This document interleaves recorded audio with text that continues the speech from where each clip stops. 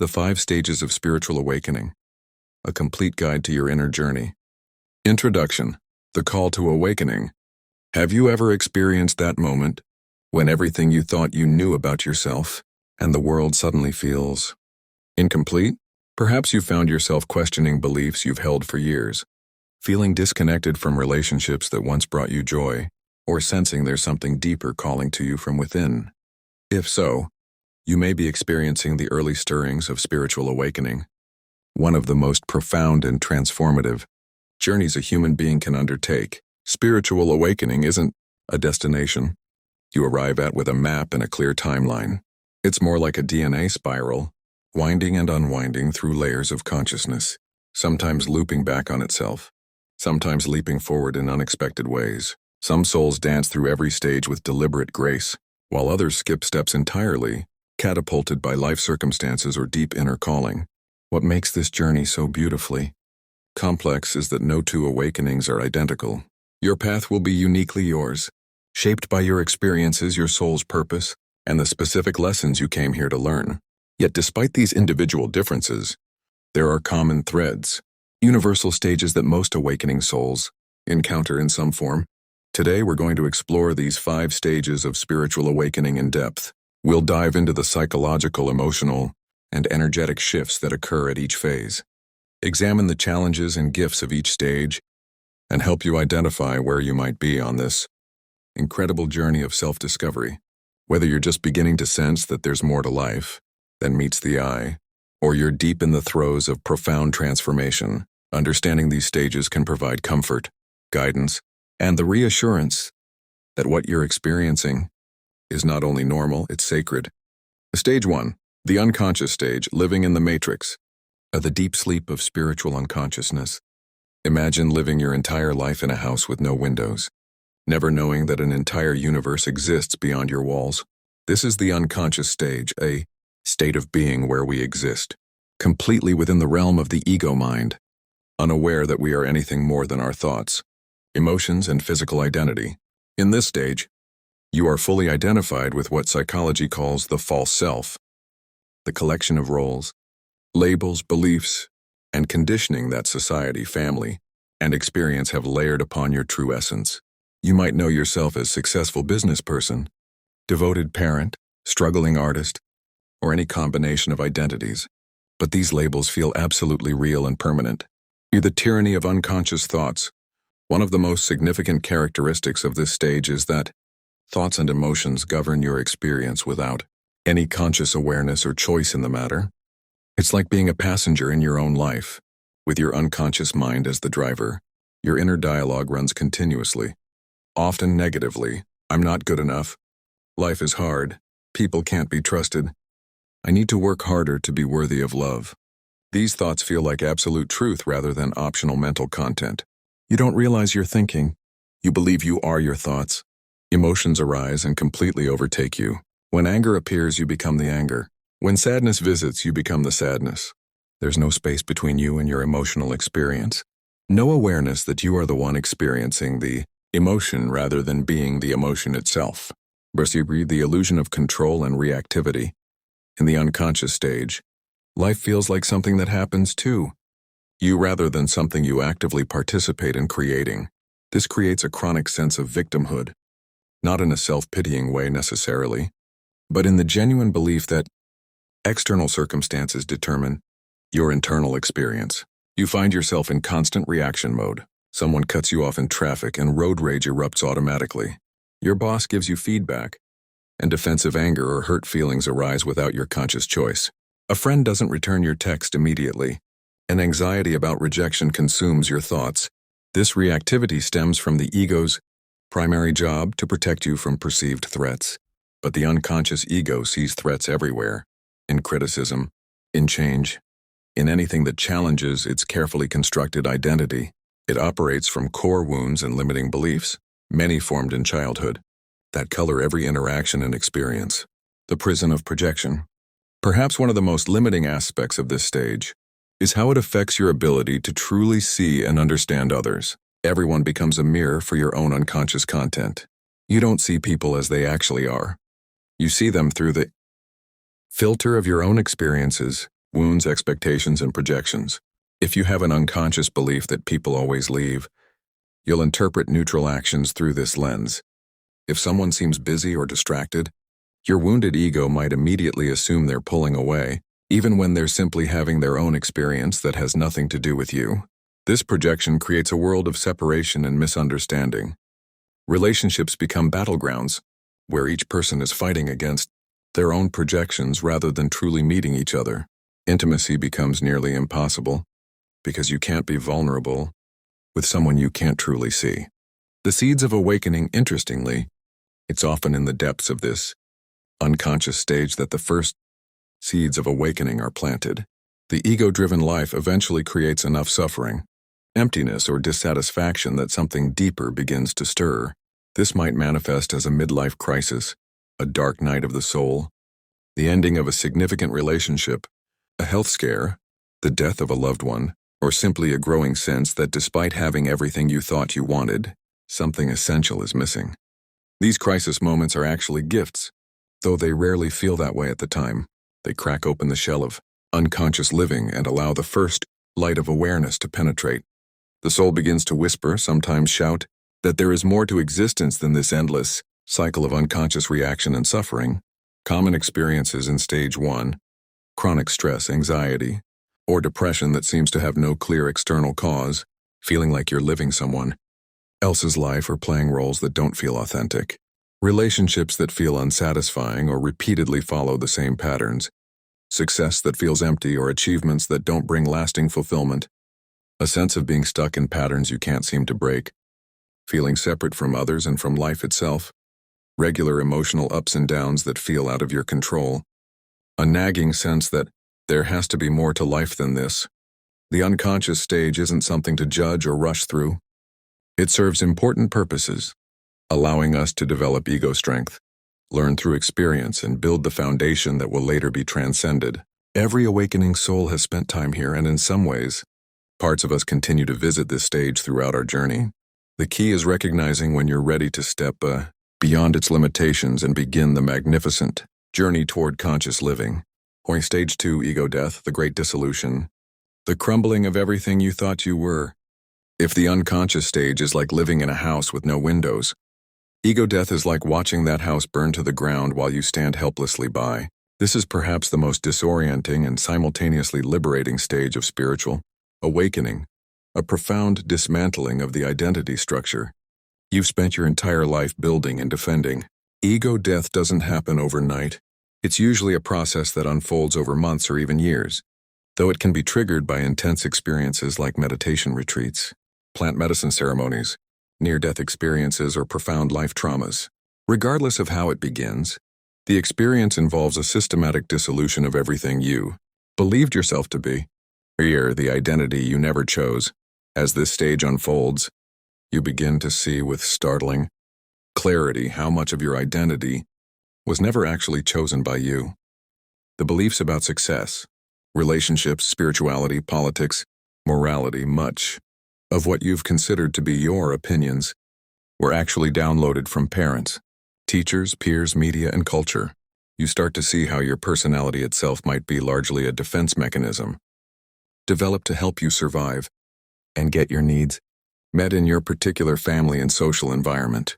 The you you've always known begins to feel like a costume you've been wearing for so long that you forgot it wasn't your actual skin. This recognition can be simultaneously terrifying and relieving. Terrifying because if you're not who you thought you were, then who are you? Relieving because you begin to sense that beneath this constructed identity lies something much more authentic and free. Where the emptying process. During ego death, belief systems that once felt solid and permanent begin to crumble. Religious or spiritual beliefs you may have held since childhood suddenly feel hollow or irrelevant. Political ideologies that once fired you up now seem like elaborate games of division. Career ambitions that drove you for years may suddenly feel meaningless. This isn't necessarily about rejecting everything you once believed, but rather about releasing your attachment to beliefs as identity. You begin to hold your ideas more lightly, understanding them as temporary perspectives rather than absolute truths that define who you are. The process often feels like everything meaningful is being stripped away. Values, goals, relationships, and even basic life structures may no longer make sense. It's common to feel lost, empty, or like you're floating in a void with no solid ground beneath your feet. The birth of the observer. But within this apparent destruction, something remarkable emerges, the witness consciousness. For perhaps the first time, you begin to experience a clear separation between the thinking mind and the awareness that observes the thinking mind. This observer self has always been there, but it was so thoroughly identified with thoughts and emotions that it couldn't see itself as separate from them. Now, with the ego's grip loosening, you begin to notice thoughts arising and passing away like clouds in an empty sky.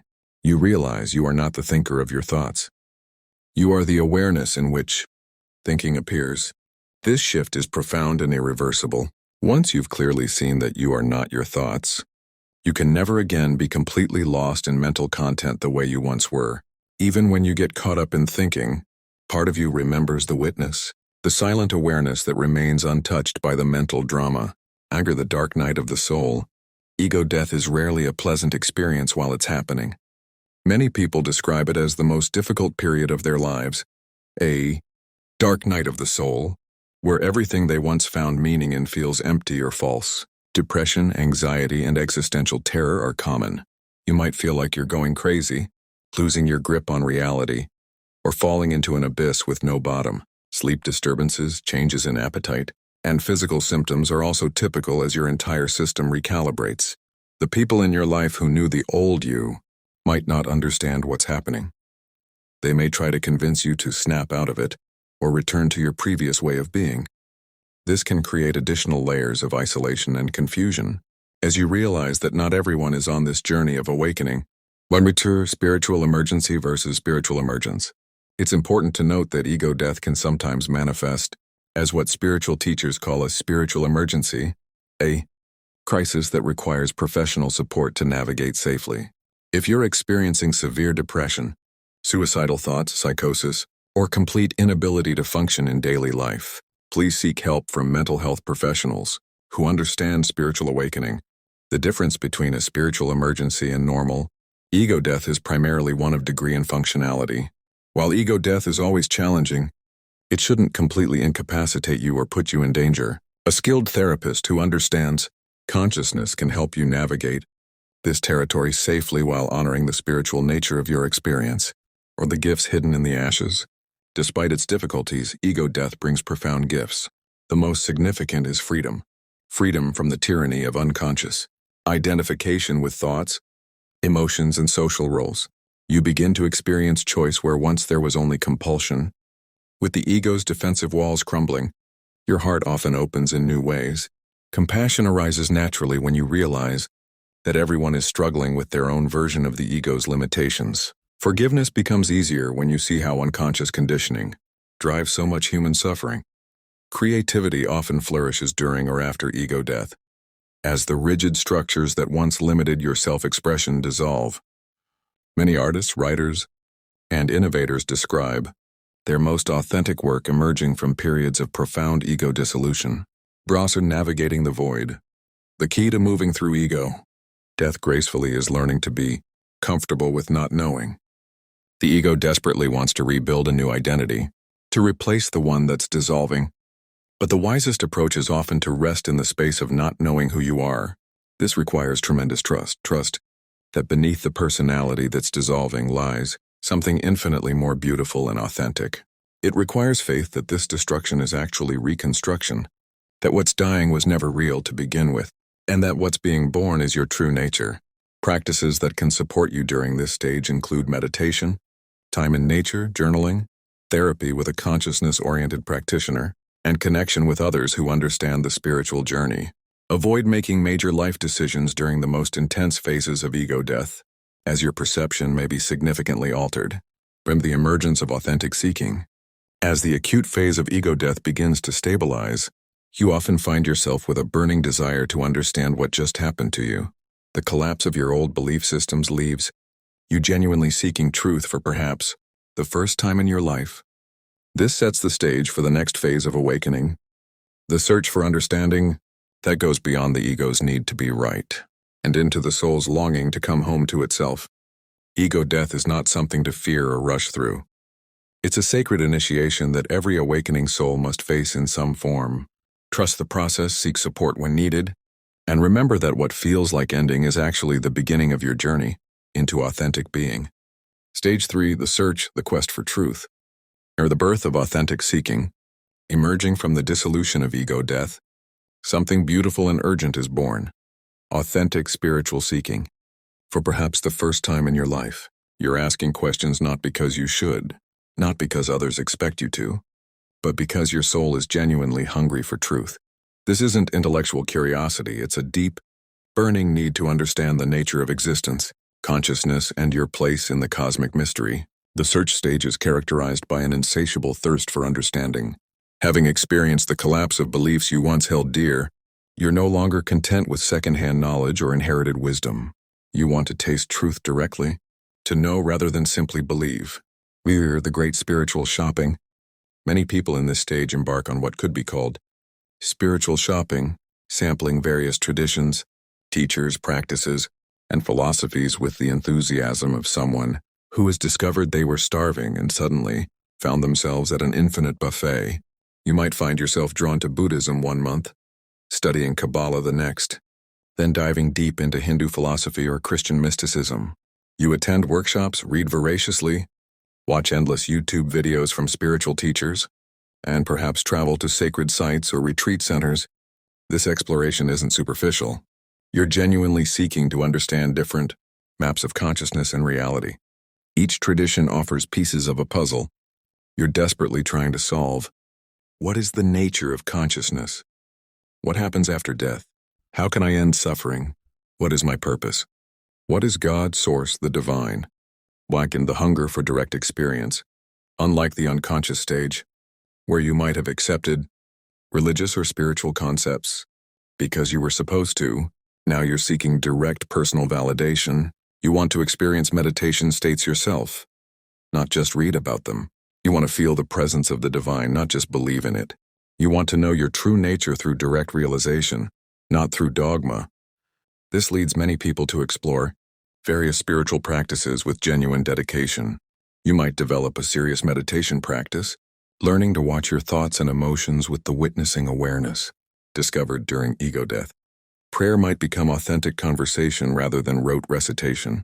You might explore energy work, breath work, or other consciousness-altering practices.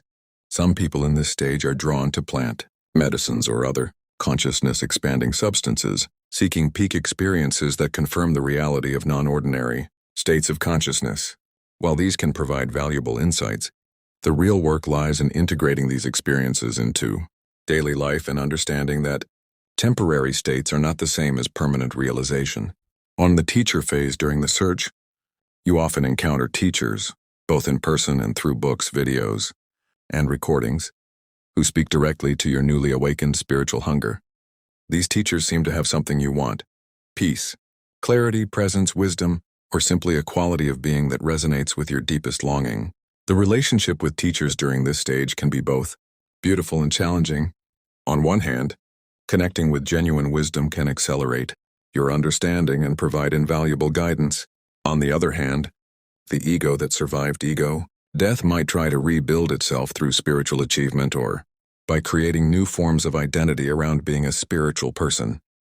It's common to idealize teachers during this phase, projecting your own unrealized potential onto them and imagining they possess something you lack. While teachers can point the way, the ultimate realization must come from within. The most skillful teachers will consistently point you back to your own inner authority rather than encouraging dependence. The integration challenge, one of the biggest challenges of the search stage, is the gap between understanding and embodiment. You might have profound insights during meditation, experience transcendent states during spiritual practices, or feel deep connection with teachings that reveal the interconnectedness of all life. But then you go to work, interact with family, or deal with daily stresses, and find yourself reacting from old patterns. This gap between peak experiences and ordinary life can be frustrating and discouraging. You know intellectually that you are not separate from others, but you still feel triggered by your mother's criticism. You understand that thoughts are not real, but you still get lost and worry about the future.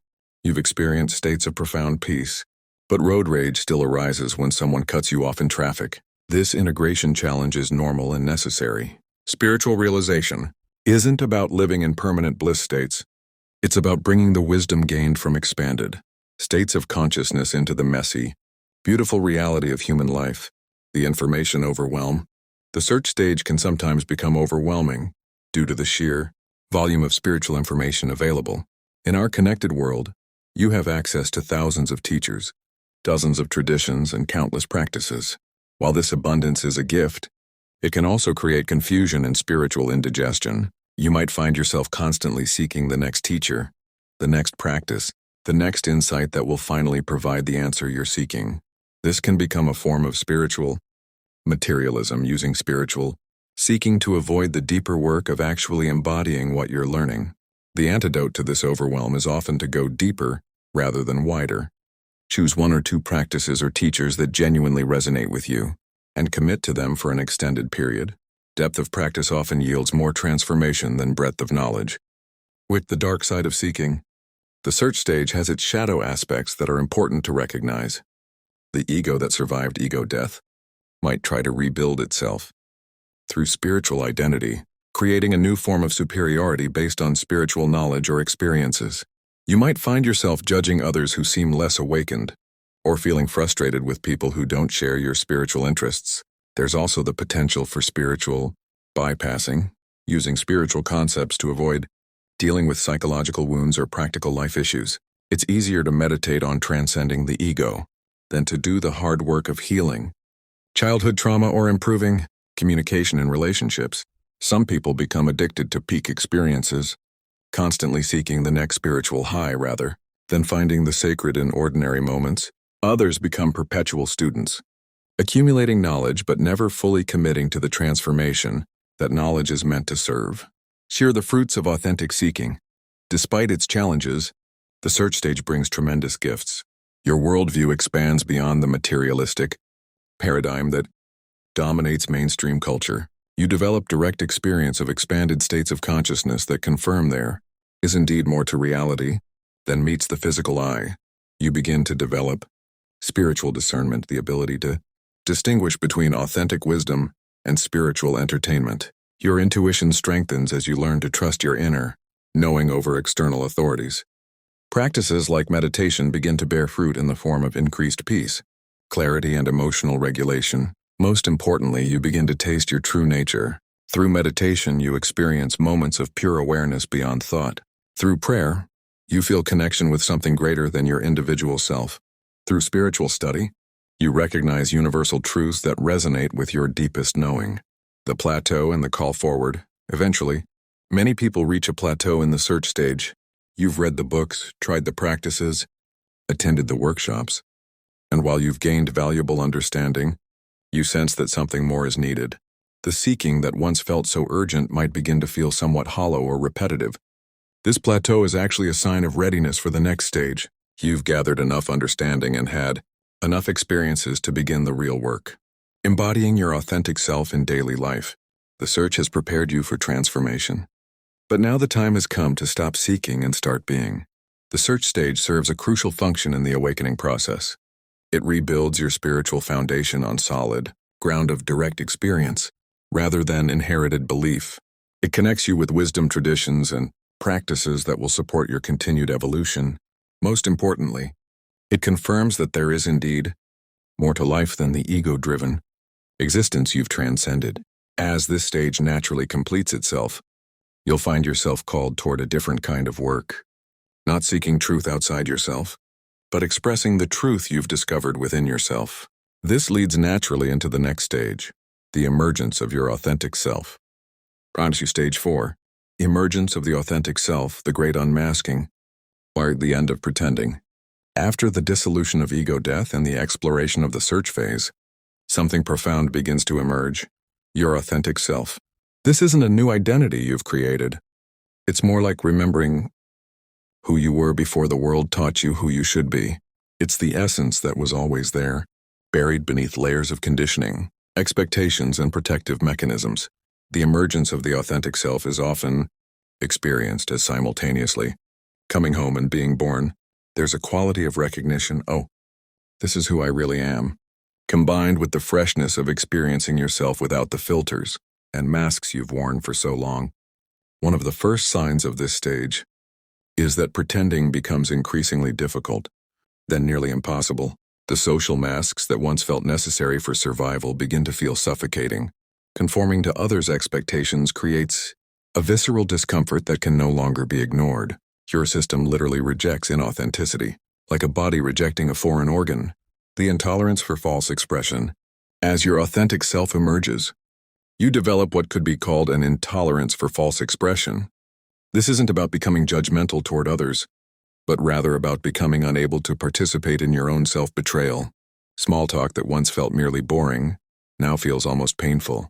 Relationships based on surface-level connection become unsatisfying to the point of distress. Career paths that don't align with your deeper values feel like slow death. Living situations that don't reflect your true nature become untenable. This intolerance isn't a choice. It's an organic development that arises from your growing connection to your essential self. Just as you can't unknow something once you've learned it, you can't unfeel your authentic nature once it begins to emerge. Toward the return to original innocence, many people describe this stage as reconnecting with their inner child, not in the wounded sense, but in the pure, spontaneous, creative sense. You begin to remember what it felt like to be yourself before you learned to be who others wanted you to be. Interests and passions that were buried under practical concerns begin to resurface. Maybe you rediscover your love of art, music, dance, or writing. Perhaps you remember how much you loved being in nature, or your fascination with spiritual mysteries, or your desire to help others heal. This isn't about regression or avoiding adult responsibilities. It's about reclaiming the essential qualities that make you uniquely yourself, your natural curiosity, creativity, compassion, and joy. These qualities, when expressed through mature consciousness, become powerful forces for both personal fulfillment and service to the world. With a great life reorganization, the emergence of your authentic self often catalyzes significant external changes. Relationships that were based on your false self may no longer work. You might find yourself naturally growing apart from people whose values or lifestyle no longer align with who you're becoming. Career changes are extremely common during this stage. The job that once defined your identity might feel like a costume that no longer fits. You might find yourself drawn toward work that feels more meaningful, creative, or aligned with your deeper values, even if it means taking financial risks or starting over professionally.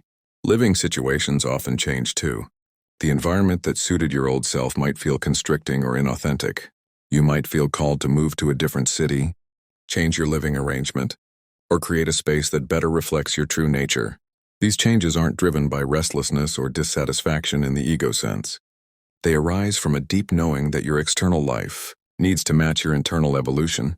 It's like a butterfly recognizing that the caterpillar's environment is no longer suitable. The emotional purging process, the emergence of authentic self, often triggers what can only be described as an emotional purging process. Old wounds, suppressed feelings, and unprocessed traumas that were buried beneath the false self begin to surface for healing and integration. This can manifest as unexpected emotional intensity. You might find yourself crying for reasons you can't articulate, feeling angry about old situations you thought you'd move past, or experiencing waves of grief for the parts of yourself you abandoned to fit in or survive. This emotional upheaval isn't a sign that something is wrong. It's a sign that deep healing is taking place. Your authentic self cannot fully emerge while carrying the unprocessed, emotional baggage of your false self. The purging process, while intense, is ultimately liberating. In physical ascension symptoms, many people experience what are often called ascension symptoms. During this stage, physical manifestations of the energetic shifts taking place as your authentic self emerges. These can include changes in sleep patterns, including needing more or less sleep or having vivid dreams, shifts in appetite or dietary preferences, often toward lighter, more natural foods, increased sensitivity to environmental factors like chemicals, electromagnetic fields, or crowded spaces, heightened intuitive abilities or psychic experiences, physical sensations like tingling, buzzing, or energy moving through the body, fluctuations in body temperature or energy levels, changes in eyesight or hearing, These symptoms can be concerning if you don't understand what's happening, but they're generally signs that your entire system, physical, emotional, mental, and energetic, is upgrading to support your emerging authentic self. The challenge of others' reactions. One of the most difficult aspects of this stage can be other people's reactions to your changes. Family members, friends, and colleagues who were comfortable with your old self might feel threatened or confused by your transformation. They might try to pull you back into old patterns, criticize your changes as selfish or irresponsible, or express concern that you're going through a phase. This resistance often comes from their own discomfort with change and their unconscious investment in keeping you in the role you played in their lives. This can create a profound sense of loneliness and isolation. You're becoming more yourself than you've ever been, yet the people closest to you might seem to like you less. This paradox can trigger deep fears about abandonment and belonging. The key is understanding that their reactions are about them, not about you. Your transformation holds up a mirror to their own unlived authentic self, which can be uncomfortable for those not ready to face their own inauthenticity. The courage to stand alone. Emerging as your authentic self requires tremendous courage, the courage to stand alone if necessary, to disappoint others, to be misunderstood, and to trust your inner knowing over external validation. This doesn't mean becoming rebellious or deliberately difficult. It means being willing to be yourself even when it's inconvenient for others, even when it creates conflict, even when it means walking a path that looks different from what others expect or approve of. This courage isn't arrogance, it's alignment. You're not trying to be different. You're simply unable to continue being false. The courage emerges naturally from your growing connection to what's true within you. The joy of self-recognition. Despite its challenges, the emergence of your authentic self brings a unique joy, the joy of finally recognizing yourself. It's like spending your whole life looking at a distorted mirror and suddenly seeing your true reflection. There's a sense of coming alive that many people describe as feeling like they're experiencing life in high definition for the first time. Colors seem brighter, experiences feel more vivid, and there's a quality of presence and aliveness that wasn't accessible when you were living from your false self. Creativity often flourishes during this stage as your authentic expression finds outlets. Many people discover artistic abilities they didn't know they had, or find that creative pursuits they'd abandoned suddenly call to them again. Relationships and authentic self. The emergence of your authentic self transforms all your relationships, sometimes dramatically. Some relationships naturally fall away as you realize they were based on mutual inauthenticity or codependency. Others deepen as you become capable of genuine intimacy and connection. New relationships that form during this stage often have a different quality. They're based on who you actually are rather than who you think you should be. This leads to connections that are more satisfying, though sometimes more challenging as well, since authentic relating requires ongoing honesty and vulnerability. Are preparing for alignment. As your authentic self stabilizes and you learn to navigate life from this new ground of being, you naturally begin to move toward the final stage, living in alignment. The emergence of authenticity creates the foundation for a life where your inner truth and outer expression are in harmony.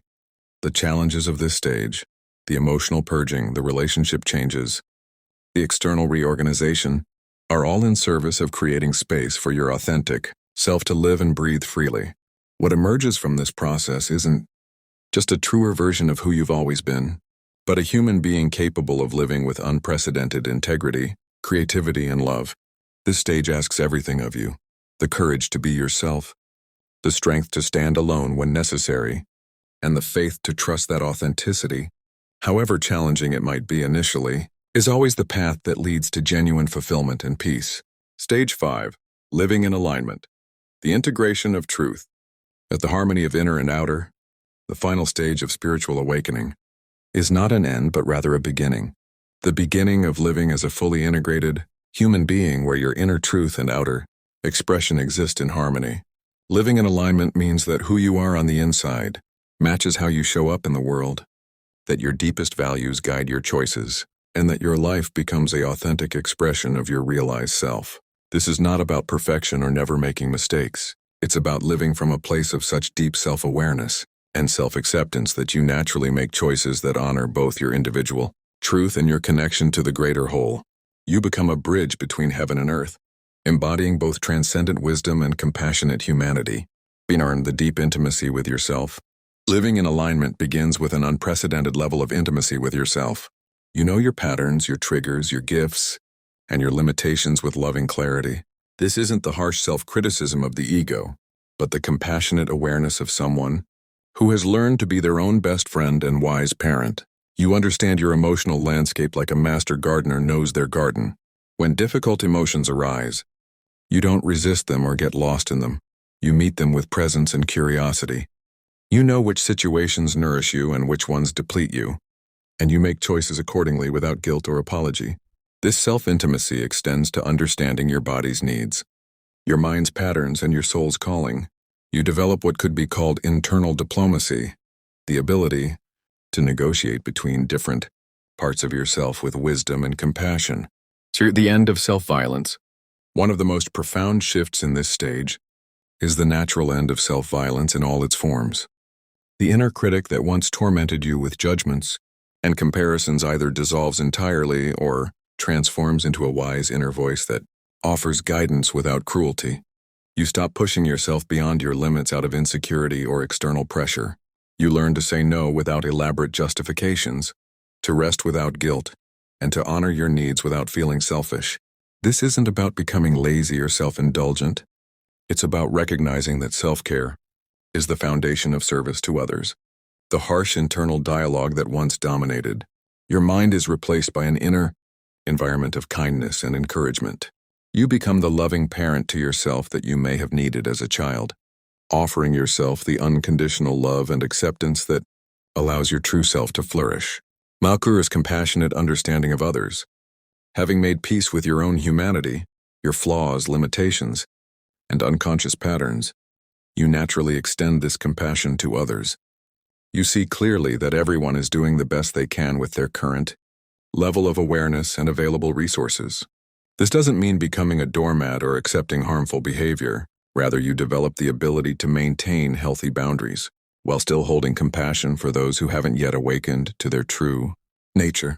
You can see the hurt person behind the hurtful behavior without taking responsibility for healing them or tolerating abuse. Your relationships become more honest and less dramatic. You stop trying to change others or needing them to be different than they are. This paradoxically often creates the space for others to grow, as they feel truly seen and accepted rather than judged and managed. There's the sacred in the ordinary. Living in alignment means finding the sacred within ordinary life rather than seeking escape from it. Washing dishes becomes meditation. Conversations become opportunities for presence, and even challenging situations become invitations for growth and compassion. You no longer divide life into spiritual and non-spiritual activities. Everything becomes potentially sacred when approached with presence and awareness. Work, relationships, parenting, creative expression, all become vehicles for expressing your deepest truth and serving the greater good. This integration of the sacred and ordinary often brings a quality of joy and aliveness to previously mundane activities. Life becomes richer and more textured as you learn to find meaning and beauty in simple moments, where your service is natural expression. When you're living in alignment, service to others arises naturally rather than from obligation or guilt. Having filled your own cup through self-love and authentic living, you naturally overflow in ways that benefit others. This service might look like traditional helping professions, or it might manifest as being a more present parent, a more conscious consumer, or simply someone who brings peace and authenticity to every interaction. The form matters less than the quality of love and presence you bring. You no longer feel the need to save the world or fix others. Instead, you trust that by being fully yourself and living from love, you create ripples of positive change that extend far beyond what you can see or measure. The dance of transcendence and embodiment, living in alignment, means learning to dance gracefully. Between transcendent awareness and full embodiment, you can access states of expanded consciousness while remaining grounded in practical reality. You can feel your connection to universal love while still engaging authentically with the messy details of human life. This integration prevents both spiritual bypassing, using spiritual concepts to avoid practical responsibilities, and spiritual materialism using spiritual experiences to enhance ego identity. You become comfortable with paradox, able to hold multiple truths simultaneously without needing to resolve them into a single, simple answer. Embracing the full spectrum. Perhaps most remarkably, living in alignment includes a compassionate embrace of the full spectrum of human experience. Lighten,